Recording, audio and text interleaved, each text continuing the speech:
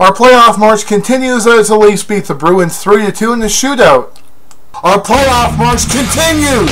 Toronto Maple Leafs have named Dion Phaneuf the 18th team captain in Leaf history. Leafs, beast in the East.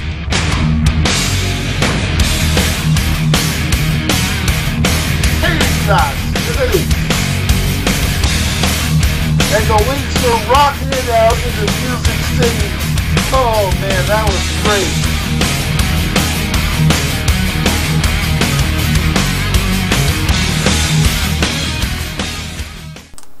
Hey Bruins fans, I told you we'd get back at you for shutting us out on the 28th. Anyways, this game marks the return of Marc Savard to the Bruins lineup and Colby Armstrong to the Leafs, and we needed him for this game big time. First period, Kessel, playing center, is stopped by Thomas, and Claude Julien realizes that Phil Kessel's on the ice and Chara is not, so he sends Chara out after him. And the Leafs think they have a goal when the goal light comes on after shooting the puck at the net, but it is revealed that Tim Thomas had it underneath his body, and there wasn't any conclusive evidence that the puck went over the red line. And that was unfortunate for the Leafs as Nathan Horton collects a turnover, shoots it top shelf past Giguère. It's 1-0 Bruins. But Rosehill gets things going for the Leafs by hammering Campbell, fighting Thornton, even though it was undecided, but it gave the Leafs a jolt of energy as Gunnarsson, the fourth defenseman on the Leafs to score for the Leafs this season, makes it a 1-1 tie, and Campbell is penalized for delay of game.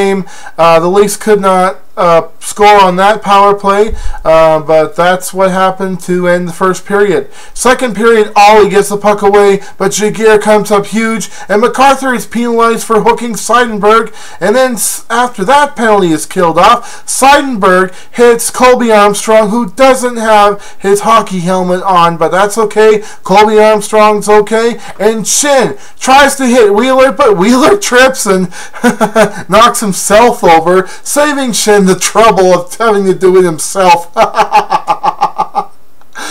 Anyways, Grabowski collects a turnover, but is robbed by Thomas. Lucic is penalized, and Wheeler nearly gets a shorthanded opportunity, but is robbed by Giguère. Third period, Campbell scores to make it 2-1 for the Bruins. But Shen does break up a 3-on-1, and that would have given the Bruins a 3-1 lead. But way to go, Shen! Way to play defensively great.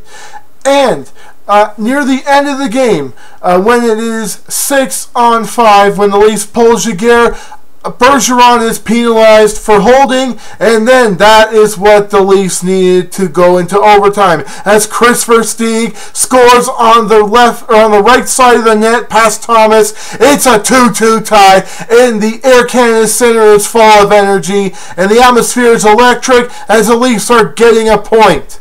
But overtime solves nothing, even though Boschman had a gaping empty netter, but Thomas robbed him, and Boychuk was penalized, but nothing could be done about that because it was too close to the end of overtime for the Leafs to actually be able to do anything about it.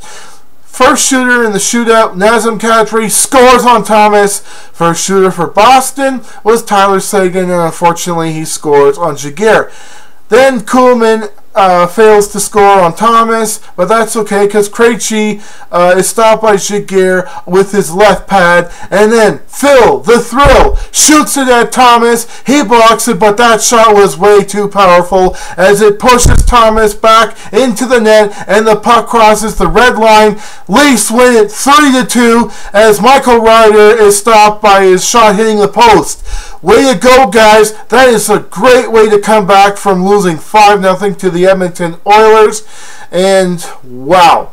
I mean, the Leafs were really, really on tonight. They outworked the Bruins, and they showed resilience. And I think that the fact that Colby Armstrong returned was a big factor in the Leafs win tonight because he was all over the place physically. He was throwing himself at the Bruins players, although some people would think that he's doing it in the fashion that makes him look like a drunken hockey player. But hey, whatever's effective is effective, and the Leafs end up winning. So the Leafs got 4 games next week: Washington, the 2 Pennsylvania teams, and the Smurfs next Saturday on Hockey Night in Canada in 3D. So that should be something to look forward to if you have a 3D television.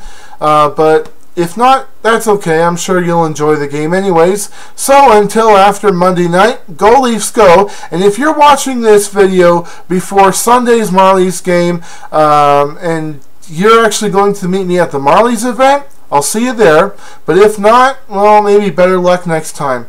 But like I said before, until after Monday night, go Leafs go!